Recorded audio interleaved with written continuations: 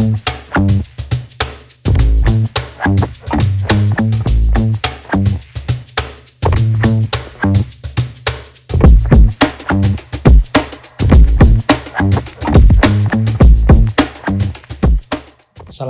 warahmatullahi wabarakatuh. Salam sejahtera untuk kita semua. Saya Binullah SIMM, dosen pengampu mata kuliah Manajemen Sumber Daya Manusia pada Prodi Manajemen Fakultas Ekonomi dan Bisnis Universitas Abdurrahman Saleh Situbondo. Pada video ini saya akan menyampaikan pengantar mata kuliah Manajemen Sumber Daya Manusia yang biasa saya ajarkan di Prodi Manajemen.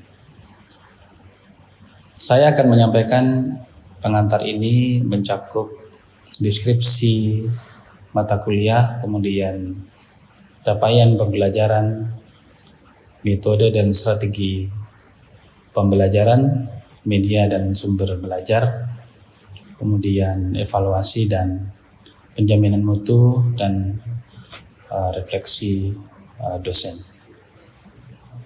Baiklah, saya bahas yang pertama, deskripsi mata kuliah. Mata kuliah Manajemen Sumber Daya Manusia merupakan mata kuliah wajib yang diajarkan pada mahasiswa semester 4 Fakultas Ekonomi dan Bisnis Universitas Abdurrahman Saleh Situbondo. Sebagai mata kuliah wajib yang diajarkan, tentu mata kuliah Manajemen Sumber Daya Manusia memuat materi-materi pokok yang disajikan selama 14 kali tatap muka perkuliahan dengan bobot 3 SKS. Ditambah ujian tengah semester dan ujian akhir semester. Pembelajaran MSDM mengacu pada kurikulum Outcome Based Education atau OBE yang sudah ditetapkan oleh Fakultas Ekonomi dan Bisnis Universitas Abdurrahman Saleh Situbondo. Ada beberapa mata kuliah penting yang ada beberapa topik utama yang akan dibahas. Yang pertama, fungsi manajemen sumber daya manusia, kemudian desain dan analisis pekerjaan, kemudian perencanaan SDM, ada rekrutmen dan seleksi karyawan, kemudian manajemen kompensasi, hubungan industrial, kemudian pelatihan dan pengembangan SDM, dan kompetensi internasional dan audit SDM. Selanjutnya, capaian pembelajaran mata kuliah. Capaian pembelajaran mata kuliah yaitu memahami konsep perencanaan strategi SDM, kemudian menganalisis desain dan sistem pekerjaan atau analisis jabatan, kemudian mampu memahami perundang-undangan yang berlaku di Indonesia, khususnya yang berkaitan dengan Undang-Undang Ketenagakerjaan. Kemudian yang terakhir adalah memahami SDM dalam skala global dan strategi SDM global. Kemudian metode dan strategi pembelajaran. Sebagai bagian dari transformasi pembelajaran menuju kampus berdampak yang bertujuan untuk mengubah paradigma perguruan tinggi dari hanya menghasilkan lulusan yang berbasis pada publikasi ilmiah menjadi agen perubahan yang dapat memberikan solusi bagi persoalan masyarakat di Indonesia. Ada beberapa topik yang biasa saya jadikan sebagai dasar dalam pembelajaran di kelas. Yang pertama adalah metode diskusi, ceramah. Diskusi ini biasanya membahas tentang beberapa studi kasus yang ada di masyarakat, khususnya berkaitan dengan pengelolaan SDM bagi perusahaan atau organisasi. Kemudian yang kedua, penugasan berupa project based learning atau PJBL dan problem based learning yang memungkinkan bagi mahasiswa untuk menganalisis, memberikan solusi alternatif bagi pengembangan dan strategi SDM. Kemudian untuk mendukung pelaksanaan PJBL ataupun PBL, saya menerapkan atau mengelompokkan mahasiswa menjadi beberapa kelompok yang diberikan bahan kajian, khususnya yang berkaitan dengan studi kasus yang bisa didiskusikan di antara sesama mahasiswa yang dipandu oleh dosen ketika pembelajaran di dalam kelas. Kemudian media dan sumber pembelajaran. Jadi sebagai referensi utama saya memakai buku Human Resource Management yang ditulis oleh Gary Dessler dan Manajemen Sumber Daya Manusia yang ditulis oleh Malayu dan Hasibuan. Kemudian sumber-sumber pembelajaran dari artikel jurnal, kemudian jurnal terakreditasi ya, kemudian juga jurnal internasional, kemudian ada learning management system untuk mengolah materi dan diskusi, di antaranya ada Google Classroom, kemudian juga ada Google Form. Evaluasi pembelajaran. Evaluasi dilakukan secara berkelanjutan menggunakan instrumen formatif dan sumatif.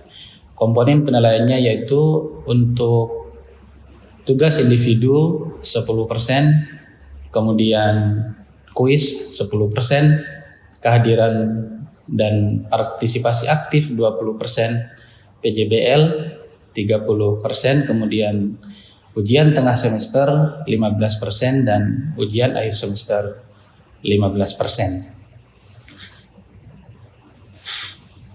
Kriteria penilaian disampaikan secara transparan kepada mahasiswa pada saat kontrak kuliah ketika pertama kali masuk. Biasanya disampaikan tentang beberapa hal yang berkaitan dengan pelaksanaan pembelajaran di kelas. Dimulai dari menyampaikan visi misi dari Fakultas Ekonomi dan Bisnis, kemudian visi misi prodi manajemen, kemudian dilanjutkan dengan deskripsi mata kuliah,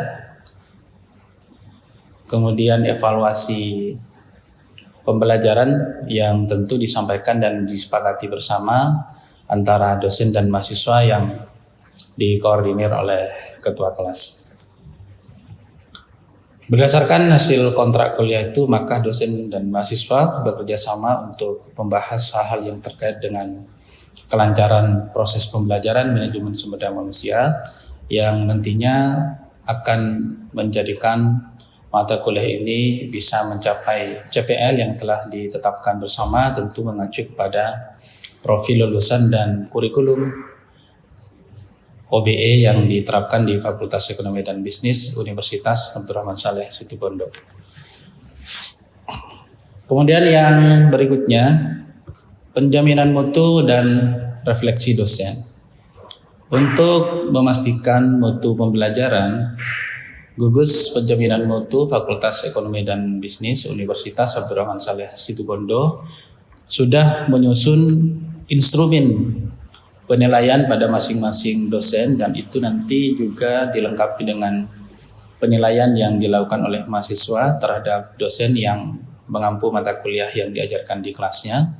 Kemudian ada forum ketua kelas yang diundang oleh pimpinan Fakultas Ekonomi dan Bisnis Universitas Abdurrahman Saleh Situbondo untuk menyampaikan secara langsung problem yang dihadapi oleh mahasiswa selama belajar dan hal-hal yang bisa disampaikan oleh mahasiswa menyangkut keaktifan dari mahasiswa, keaktifan dosen, sehingga dapat menjadi evaluasi bagi pelaksanaan pembelajaran berikutnya.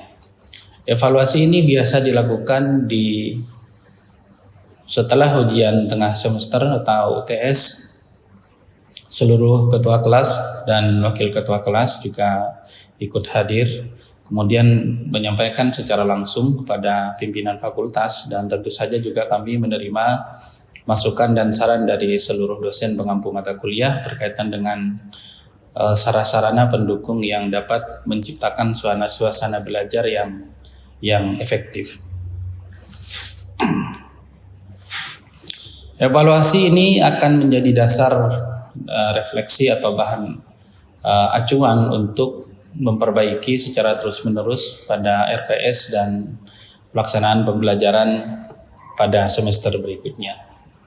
Oleh karena itu, maka setiap instrumen harus benar-benar bisa jadikan sebagai acuan penilaian bagi seluruh dosen yang mengampu mata kuliah yang mengajar pada Prodi Manajemen Fakultas Ekonomi dan Bisnis Universitas Abdurrahman Saleh Situbondo harus sama-sama berkomitmen untuk meningkatkan kualitas pembelajaran, tentu dengan penyediaan fasilitas yang memadai yang sudah dimiliki oleh fakultas sehingga dapat mendukung pembelajaran yang diharapkan oleh mahasiswa yang mengacu pada pencapaian lulusan dan tentu saja untuk menuju pada tersedianya SDM sesuai dengan profil lulusan yang telah ditetapkan oleh Fakultas Ekonomi dan Bisnis Universitas Abdurrahman Saleh Situbondo.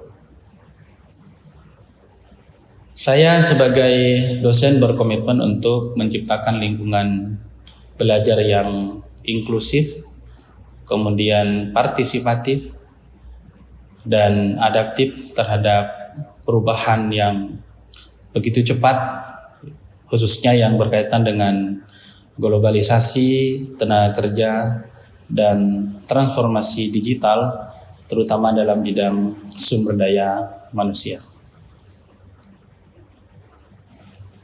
Demikian yang bisa saya sampaikan berkaitan dengan pengantar mata kuliah manajemen sumber daya manusia yang saya ampu, yang saya ajarkan pada mahasiswa Prodi Manajemen semester 4 pada Fakultas Ekonomi dan Bisnis Universitas Abdurrahman Saleh Situbondo.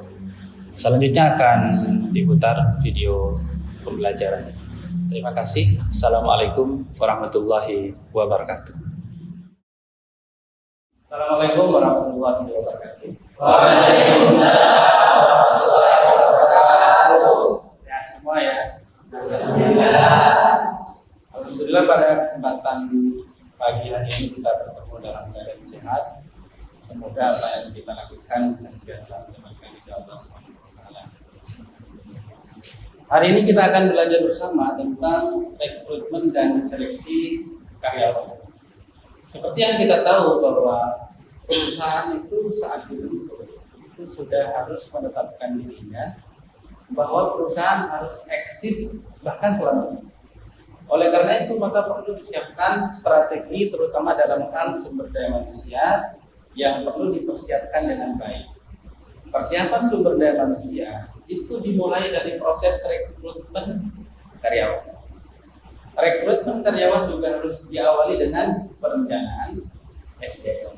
Oleh karena itu maka perlu diperhatikan bahwa sebelum melakukan rekrutmen karyawan maka perusahaan perlu menetapkan kompetensi apa yang perlu disiapkan untuk melakukan rekrutmen karyawan supaya nanti diperoleh SDM yang benar-benar sesuai dengan kebutuhan perusahaan. Oke, kalau misalnya ada pertanyaan seperti ini, mengapa perusahaan perlu menetapkan atau merekrut karyawan? Izin jawab. Ya, silakan Rido.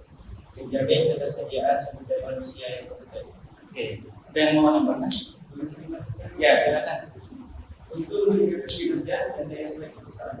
Oke, untuk meningkatkan daya saing perusahaan, kemudian untuk memastikan bahwa tersedia SDM yang kompeten.